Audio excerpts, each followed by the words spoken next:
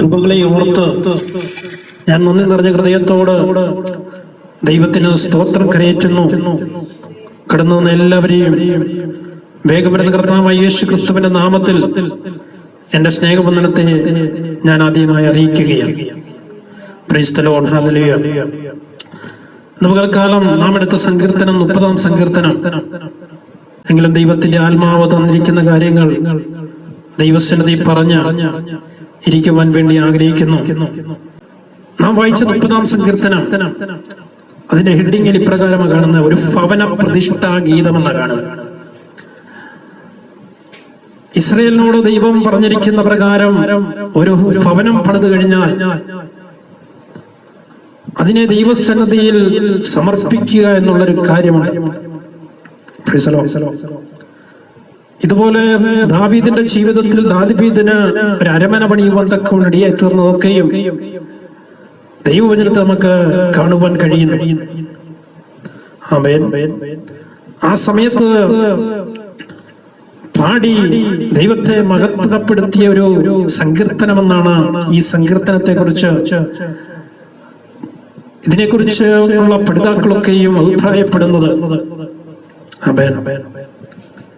അതിന്റെ ഓരോ വാക്യങ്ങളും നാം ചിന്തിച്ചു കഴിയുമ്പോൾ 12 വരെയുള്ള വാക്യങ്ങളിൽ 1 മുതൽ 3 വരെയുള്ള വാക്യങ്ങൾ തനിക്ക് ലഭിച്ച വിടുതലിനായി ദൈവത്തിന് സ്തോത്രം ചെയ്യുകയാണ്.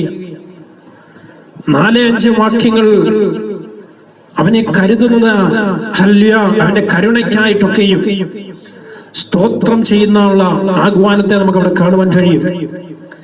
6-7 വാക്യങ്ങളിൽ തന്റെ തെറ്റുകൾ ഏറ്റുപറയുന്ന ഒരു ദാവീദിനെ നമുക്ക് കാണുവാൻ കഴിയും. 8 മുതൽ 10 വരെയുള്ള വാക്യങ്ങളിൽ കരുണയ്ക്കായുള്ള അപേക്ഷയ്ക്ക് നമുക്ക് കാണുവാൻ കഴിയുന്നുണ്ട്. 11-12 വാക്യങ്ങൾ വിടുതൽ ലഭിച്ചതിലുള്ള സന്തോഷം നമുക്ക് അവിടെ കാണുവാൻ കഴിയുന്നുണ്ട്. Price the Lord, hallelujah.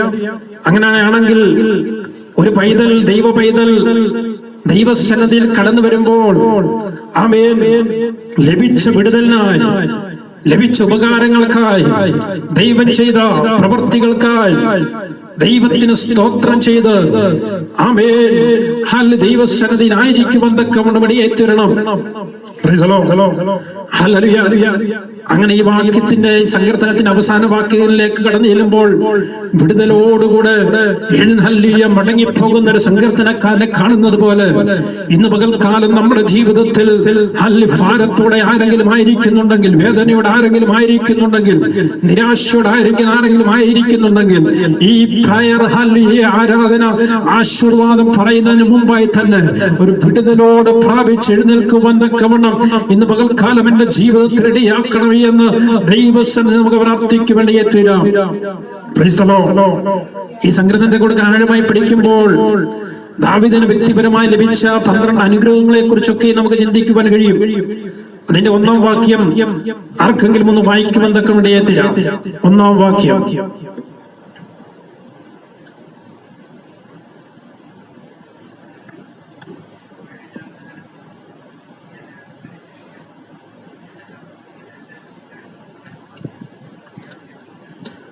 യഹോവേ, ഞാൻ നിന്നെ പുകഴ്ത്തുന്നു, നീ എന്നെ ഉദ്ധരിച്ചിരിക്കുന്നു. എന്റെ ശത്രുക്കൾ എന്നെ കുറിച്ച് സന്തോഷിക്കുവാൻ നീ ഇടയാക്കിയതുമില്ല. പ്രൈസ് ദി ലോർഡ്, ഹല്ലേലൂയ. ശത്രുക്കളുടെ മധ്യേ മേശ ഒരുക്കുന്ന ഒരു ദൈവം. ആമേൻ. ദാവീദിനോട് ചോദിച്ചാൽ ദാവീദിന്റെ അനുഭവത്തിൽ നിന്ന് അനേക കാര്യങ്ങൾ പറയുവാനുണ്ട്. ജീവിത സാക്ഷ്യം ചോദിച്ചു കഴിഞ്ഞാൽ ഒത്തിരി കാര്യങ്ങൾ പറയുവാനുണ്ട്. സ്വന്തം മാതാപിതാക്കന്മാർ പോലും, സഹോദരന്മാർ പോലും തന്നെ മറന്നുപോയ നിമിഷങ്ങളുണ്ട് ജീവിതത്തിൽ. നമുക്കറിയാം, ആരെല്ലാം മറന്നാലും പെറ്റമ്മ തന്റെ കുഞ്ഞിനെ മറക്കുമോ? ഹല്ലേലൂയ. ആ പെറ്റമ്മ പോലും, അപ്പനും അമ്മയും പോലും ആമേൻ വലിയ വില കൊടുക്കാതെ ആമേൻ ശമൂവേൽ പ്രവാചകൻ ഇനിയും ആരെങ്കിലും ഉണ്ടോ എന്ന് ചോദിച്ചപ്പോൾ വലിയ വില കൊടുക്കാതെ പറയുന്നുണ്ട്, കാണുവാൻ കഴിയും, ഇനി ഒരുവനുണ്ട്, കാട്ടിൽ ആടുകളെ മേയ്ക്കുന്നവൻ എന്ന് വെച്ചാൽ ഒന്നിനും പ്രയോജനമില്ലാത്തവനെന്ന് പറഞ്ഞ് അപ്പനും അമ്മയും അവനെ മാറ്റി നിർത്തുവാൻ ഇടയായി തീർന്നപ്പോൾ പ്രൈസ് ദി ലോർഡ്, ഹല്ലേലൂയ. സഹോദരന്മാർ മാറ്റി നിർത്തി വണ്ടിയെ തുറന്നപ്പോൾ ആരൊക്കെ മാറ്റി നിർത്തിയോ, പ്രൈസ് ദി ലോർഡ്, ഹല്ലേലൂയ, ആരൊക്കെ അവനെ തള്ളിപ്പറഞ്ഞുവോ അവരുടെ നടുവിൽ നിന്ന് തന്നെ ദൈവം അവനെ തിരഞ്ഞെടുത്ത് അഭിഷേകം ചെയ്ത് ദൈവം ആഗ്രഹിച്ച സ്ഥാനത്ത് കൊണ്ടുവരുവാൻ തക്കവണ്ണം ഇടയാക്കി തീർത്തുവെങ്കിൽ ഇന്ന് പകൽക്കാലം ആരെല്ലാം നിന്നെ മാറ്റി നിർത്തിയാലും, പ്രൈസ് ദി ലോർഡ്, ഹല്ലേലൂയ, ദൈവം നിന്നെ തിരഞ്ഞെടുത്തിട്ടുണ്ടെങ്കിൽ, ദൈവം നിന്നെ കണ്ടിട്ടുണ്ടെങ്കിൽ, ദൈവം ആഗ്രഹിക്കുന്ന സ്ഥാനത്ത് കൊണ്ടുവരുവാൻ അവൻ വിശ്വസ്തനായ ദൈവമാ. പ്രൈസ് ദി ലോർഡ്, ഹല്ലേലൂയ. എവിടെയാണ് തള്ളപ്പെട്ടത്, എവിടെയാണ് മാറ്റി നിർത്തപ്പെട്ടത്, അവരുടെ നടുവിൽ മാനിച്ച് നടത്തുന്ന ഒരു ദൈവത്തെ നമ്മുടെ ജീവിതത്തെ അനുഭവിച്ചറിയുവാൻ കഴിയും. Hallelujah, praise the Lord. ഈ വാക്യം വായിക്കുമ്പോൾ സങ്കീർത്തനക്കാർ അനേക വിഷയങ്ങൾ കൂടെ അഭിമുഖീകരിച്ച് കടന്നു വരുന്നത് നമുക്ക് കാണുവാൻ കഴിയുന്നുണ്ട്. എന്റെ രോഗത്തെ സൗഖ്യമാക്കിയ എന്റെ ദൈവത്തെ ഞാൻ പുകഴ്ത്തുകയാ. മരണപാശങ്ങൾ ചുറ്റിയപ്പോൾ അതിൽ നിന്നും വിടുവിച്ച ദൈവത്തെ ഞാൻ വാഴ്ത്തുകയാ. നാശകരമായ കുഴിയിൽ നിന്നും കുഴഞ്ഞ ചേറ്റിൽ നിന്നും കരകയറ്റിയ ദൈവത്തെ ഞാൻ വാഴ്ത്തുകയാ.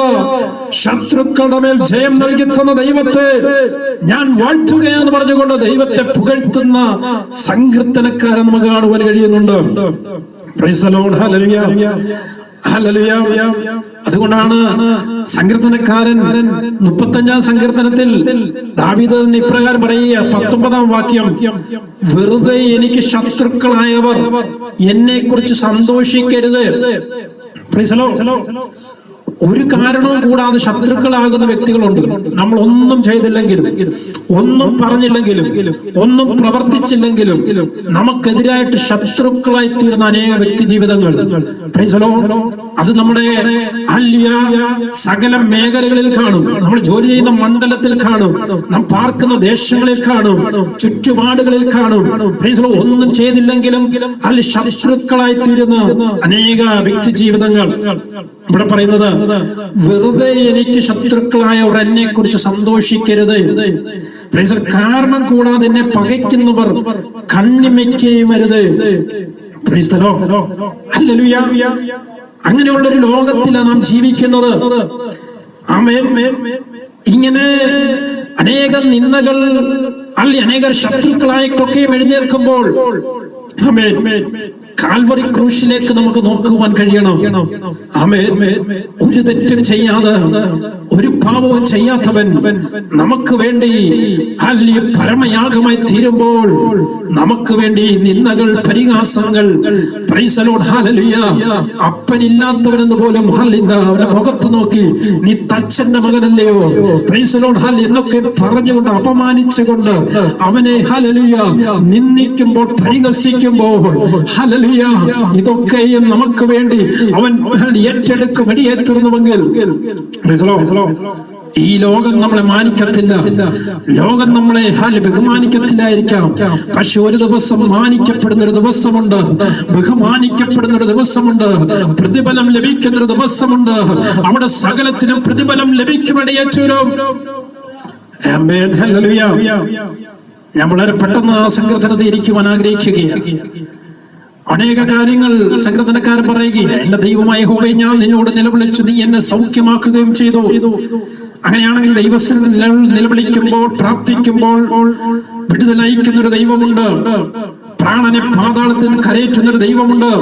താൻ കുഴിയിൽ ഇറങ്ങിപ്പോകാൻ നീ എനിക്ക് ജീവരക്ഷ വരുത്തിയ ദൈവമുണ്ട്. Price the Lord, praise the Lord. 5-ാം വാക്യം വായിക്കുമ്പോൾ നമുക്ക് കാണുവാൻ സാധിക്കും, അവന്റെ കോപം ക്ഷണനേരത്തേക്കേ ഉള്ളൂ. അവന്റെ പ്രസാദമോ ജീവപര്യന്തമുള്ളത്. സന്ധ്യയെങ്കിൽ കരച്ചിൽ വന്ന് രാമാർക്കും, ഉഷസ്സെങ്കിലും ആനന്ദഘോഷം വരുന്നു.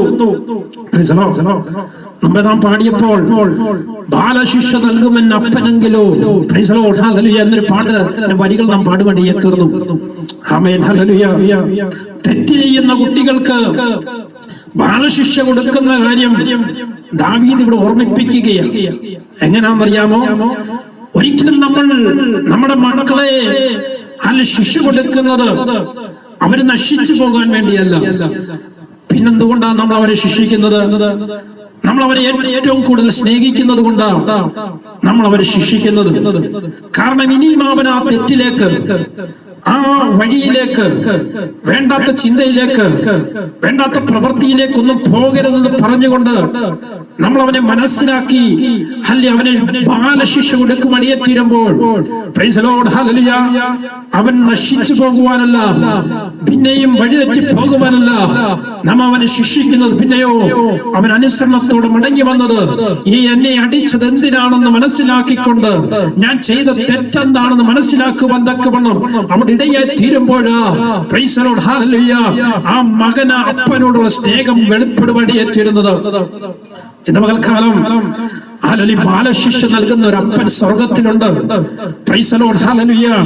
അതുകൊണ്ടാണ് സങ്കീർത്തനക്കാരൻ ഇപ്രകാരം പറഞ്ഞത്, അവന്റെ കോപം ക്ഷണനേരത്തേക്കേ ഉള്ളൂ.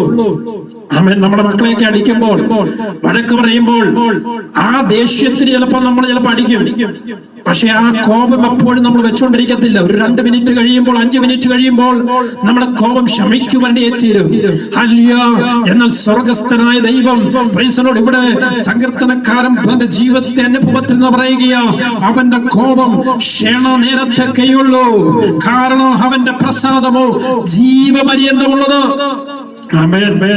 കാരണം എന്താണെന്നറിയാമോ? എന്നെ സ്നേഹിക്കുന്നതാ എന്റെ പിതാവ്.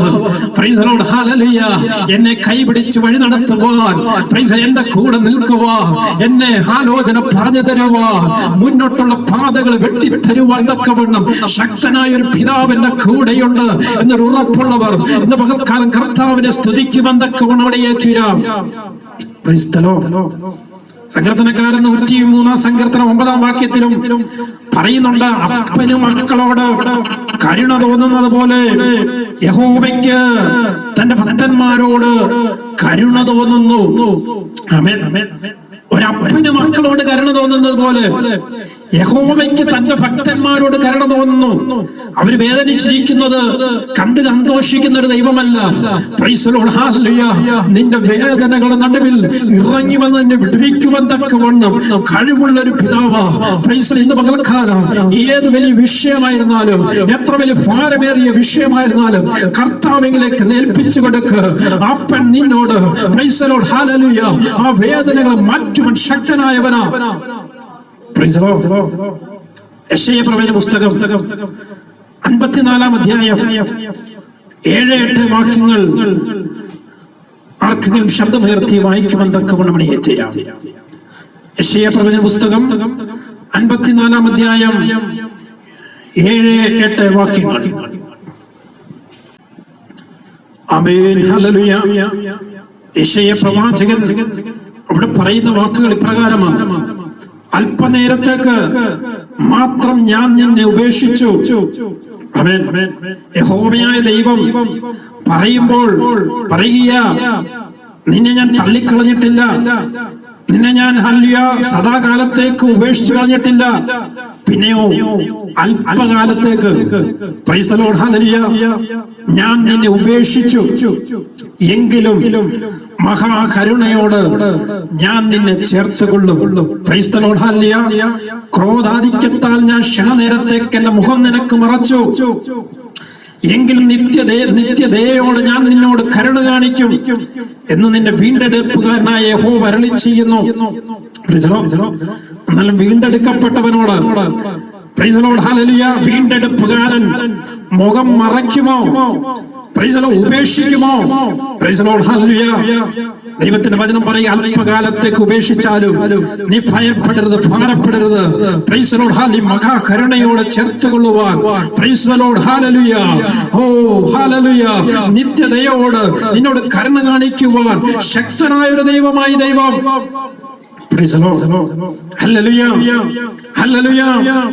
എബ്രായ ലേഖനം 12-10 വാക്യത്തിൽ നമുക്ക് കാണുവാൻ കഴിയും, അവൻ നമ്മെ ശിക്ഷിക്കുന്നത് നമ്മുടെ ഗുണത്തിനായിട്ടാണ്.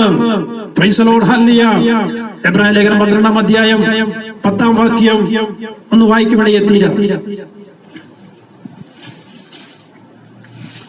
അവിടെ പറയുന്നത്, അവൻ ശിക്ഷിച്ചത് കുറെ കാലവും തങ്ങൾക്ക് ബോധിച്ച പ്രകാരവും അത്രേ.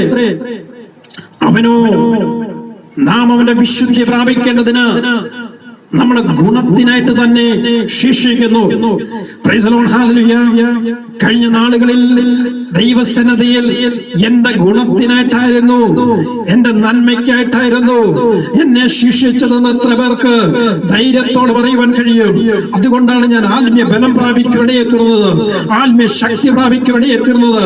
ഏത് പ്രതിസന്ധികളുടെ നടുവിലും ഉറച്ചു നിൽക്കുവാൻ തക്കവണ്ണം ആ ശിക്ഷ എന്നെ ബലപ്പെടുത്തിയെന്ന് എത്ര പേർക്ക് പറയാൻ കഴിയും? Praise the Lord. Praise the Lord. Praise the Lord. Hallelujah. ഇങ്ങനെ പ്രാർത്ഥിച്ച സങ്കീർത്തനക്കാരൻ ദൈവസന്നിധി പറയുകയാണ്, ആമേൻ, ജീവിതത്തിൽ ഭാരങ്ങൾ കടന്നു വരുമ്പോൾ, ദുഃഖങ്ങൾ കടന്നു വരുമ്പോൾ അതെന്നും അങ്ങ് നിൽക്കത്തില്ല. പിന്നെയോ സന്ധ്യയെങ്കിൽ കരച്ചിൽ വന്ന് രാമാർക്കും, ഉഷസ്സെങ്കിലോ ആനന്ദഘോഷം വരുന്നു. ഇന്ന് പകൽക്കാലം ജീവിതത്തിനോട് ഭാരപ്പെടുത്തുന്ന വിഷയങ്ങൾ എന്നും ഇതുപോലെ നിൽക്കത്തില്ല. ദൈവത്തിന്റെ ആത്മാവിൽ ഒരു കാര്യം പറയാം, ഒരു സന്ധ്യ കടന്നു വന്നിട്ടുണ്ടെങ്കിൽ ഒരു ഉഷസ്സുണ്ട്. പ്രൈസ് ദി ലോർഡ്, ഹല്ലേലൂയ. ഒരു രാത്രി ഉണ്ടെങ്കിൽ ഒരു പകലുള്ളതുപോലെ ഇന്ന് പകൽക്കാലം നിന്നെ ഭാരപ്പെടുത്തുന്ന വിഷയങ്ങളെ നോക്കി വ്യാകുലപ്പെട്ട് നിരാശനായി വേദനപ്പെട്ടിരിക്കുവാനല്ല ദൈവത്തിന്റെ പൈതലിനെ കുറിച്ച് ആഗ്രഹിക്കുന്നത്. നിനക്കൊരു പകൽ വെളിപ്പെടുവാനുണ്ട്. Praise the Lord, praise the Lord, ഹല്ലേലൂയ. സന്ധ്യയെങ്കിൽ കരച്ചിൽ വന്ന് രാമാർക്കും. വീട്ടിലേക്ക് കടന്നു വരുന്ന വഴിയോ പോക്കനെ പോലെ ആ കരച്ചിൽ എന്ന് പറയുവാൻ ഇടയെത്തിരും. ഈ വഴിപോക്കൻ വന്നിട്ട് അവിടെ നിന്ന് പാർക്കത്തില്ല. രാവിലെ എഴുന്നേറ്റ് അവൻ അല്ലെങ്കിൽ അടുത്ത നിമിഷം അവൻ അവിടെ നിന്ന് പോകുവാൻ ഇടയെത്തിരും. ആമേൻ, ഹല്ലേലൂയ. ഉഷസ്സെങ്കിലോ ആനന്ദഘോഷം കടന്നു വരുവാൻ ഇടയെത്തിരും. പ്രൈസ് ദി ലോർഡ്, ഹല്ലേലൂയ. ഇന്ന് പകൽക്കാലം ദൈവസന്നിധിയിൽ ആശ്രയിക്കുന്നവന്, ദൈവസന്നിധിയിൽ വിശ്വസിക്കുന്നവന് സന്തോഷത്തോട് ഉല്ലാസത്തോട് മുന്നോട്ട് നീങ്ങുവാൻ തക്കവണ്ണം ദൈവം ബലപ്പെടുത്തുവാനേ തീരുക. അതുകൊണ്ട് സങ്കീർത്തനക്കാരൻ പറയുക, അതിന്റെ 6-ാം വാക്യം, ഞാൻ കുലുങ്ങിപ്പോകത്തില്ല എന്ന് ഞാൻ സുഖകാലത്ത് പറഞ്ഞു. എല്ലാം ഉള്ളപ്പം,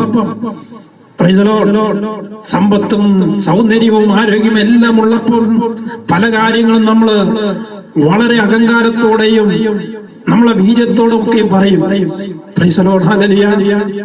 ഞാൻ കുലുങ്ങത്തില്ല, എനിക്കൊന്നും എന്നെ എന്ന് ചെയ്യുവാൻ കഴിയത്തില്ല എന്നൊക്കെയും പറയുന്ന അവസ്ഥകൾ നമ്മുടെ ജീവിതത്തിൽ കടന്നു വരാം. എന്നാൽ ഒറ്റ ഒരു ചെറിയ പനി മതി, ചെറിയൊരു വലിയ വിഷയം മതി, നമ്മൾ ഒന്നുമല്ലെന്ന് മനസ്സിലാക്കുവാൻ. ചെറിയൊരു വേദന മതി, നമ്മൾ ഒന്നുമല്ലെന്ന് മനസ്സിലാക്കുവാൻ. അങ്ങനെ ജീവിതത്തിൽ വേദന വന്നപ്പോൾ പ്രൈസ് ദി ലോർഡ്, ഹല്ലേലൂയ, ദൈവസന്നിധിയിൽ സങ്കീർത്തനക്കാരൻ കർത്താവിനോട് കാര്യങ്ങൾ പറയുകയാണ്. അതാണ് അതിന്റെ 9-ാം വാക്യം. 8-ാം വാക്യത്തിൽ ഞാൻ പറയാം, യഹോവേ, ഞാൻ നിന്നോട് നിലവിളിച്ചു. ഈ വിഷയങ്ങൾക്ക് നടുവിൽ സങ്കീർത്തനക്കാരൻ എന്ത് ചെയ്തെന്നറിയാമോ? ദൈവത്തോട് നിലവിളിക്കുവാൻ തീർന്നു. ആമേൻ. അവിടെ പറയുന്നത്, യഹോവയോട് ഞാൻ യാചിച്ചു. നിലവിളിയുണ്ട്, യാചനയുണ്ട്. ദാവീദ് ദൈവസന്നിധിയിൽ നിലവിളിച്ചു, പ്രാർത്ഥിച്ചു. യഹോവേ, ഞാൻ നിന്നോട് നിലവിളിച്ചു, യഹോവയോട് ഞാൻ യാചിച്ചു. എന്താ യാചിച്ചെന്നറിയാമോ? ഞാൻ കുഴിയിലിറങ്ങിപ്പോയാൽ എന്റെ രക്തം കൊണ്ട് എന്ത് ലാഭമുള്ളൂ? ധൂളി നിന്നെ സ്തുതിക്കുമോ? അത് നിന്റെ സത്യത്തെ പ്രസ്താവിക്കുമെന്നൊരു ചോദ്യമാണ് കർത്താവിനോട് ചോദിച്ചത്. ദാവീദ് പ്രാർത്ഥിച്ച പ്രാർത്ഥനയുടെ വിധമാണ് അവിടെ നമുക്ക് കാണുവാൻ കഴിയുന്നത്. ആമേൻ, ഹല്ലേലൂയ. ഇവിടെ പറയുന്നത് കാരണം സഹിതം, കാര്യകാര്യ സഹിതമായിട്ട് ദൈവത്തോട് ചില കാര്യങ്ങൾ ചോദിക്കുകയോ പ്രാർത്ഥിക്കുകയോ. അവിടെ പറയുന്ന 9-ാം വാക്യത്തിൽ പറയുന്ന വാക്കുകളുടെ മീനിങ് എന്താ? അവിടെ കർത്താവിനോട് ചോദിക്കുകയോ, ഞാൻ ഇന്ന് മരിച്ചു പോയാൽ നിനക്കൊരു ഗായകനെ നഷ്ടപ്പെടും.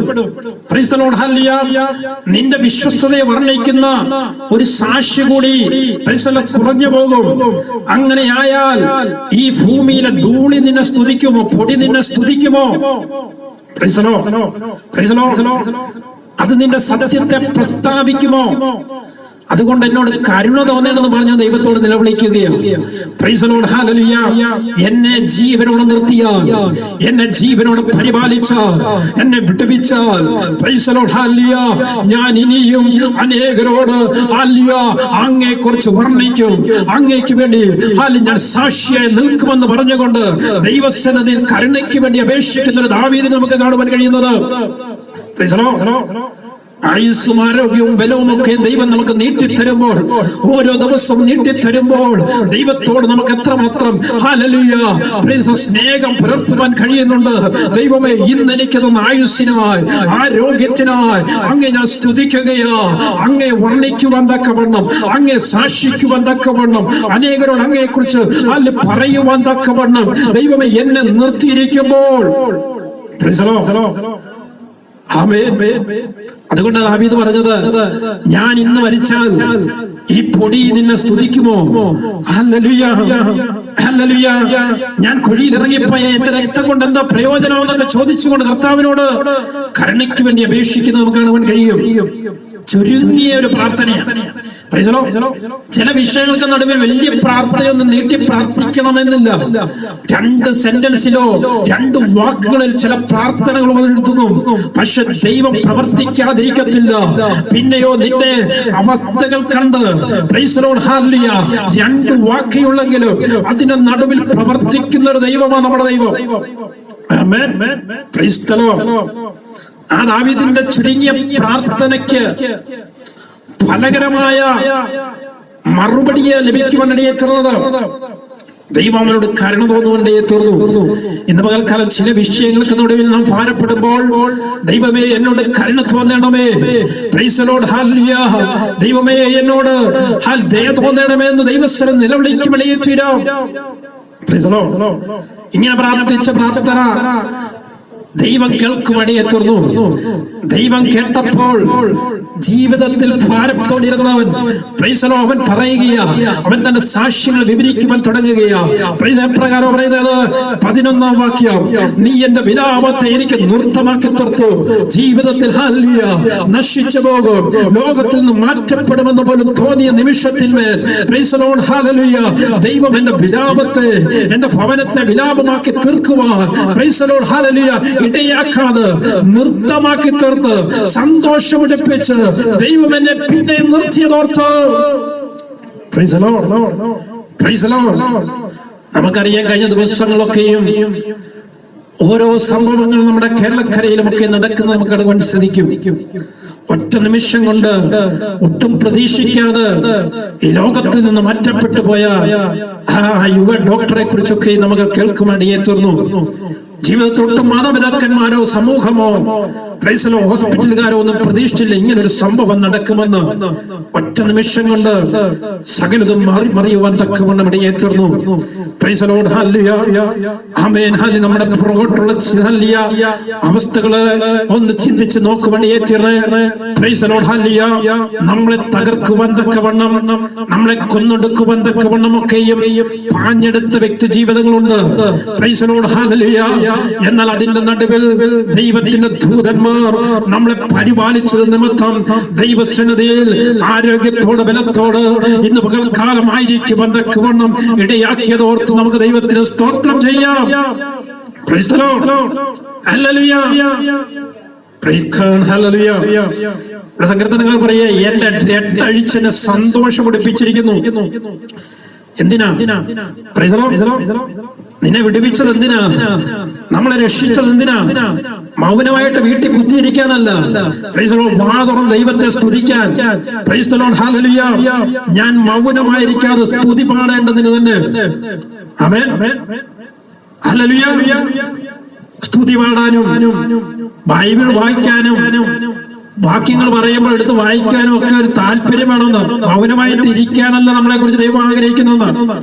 ദൈവസന്നിധിയെ സ്തുതി കരയറ്റുന്ന എല്ലാ വിധത്തിലും പാടുമ്പോഴും ആരാധിക്കുമ്പോഴും പ്രാർത്ഥിക്കുമ്പോഴും ദൈവവചനം ചിന്തിക്കുമ്പോഴും വായിക്കുമ്പോഴും ഒക്കെയും മൗനമായിരിക്കരുതെന്ന്, ദൈവത്തെ സ്തുതിക്കുവാനിടയെ തീരണമെന്ന്. ഹല്ലേലൂയ. ദൈവം വിടുവിച്ചത് എന്തിനു വേണ്ടിയാ? നിന്റെ വിലാപത്തെ നൃത്തമാക്കിയത് എന്തിനു വേണ്ടിയാ? നിന്റെ രട്ടിനെ അഴിച്ച് സന്തോഷം ഉടിപ്പിച്ചത് എന്തിനു വേണ്ടിയാ? നീ മൗനമായിരിക്കാനല്ല, പിന്നെയോ ദൈവത്തിന് സ്തുതി പാടേണ്ടതിനാ.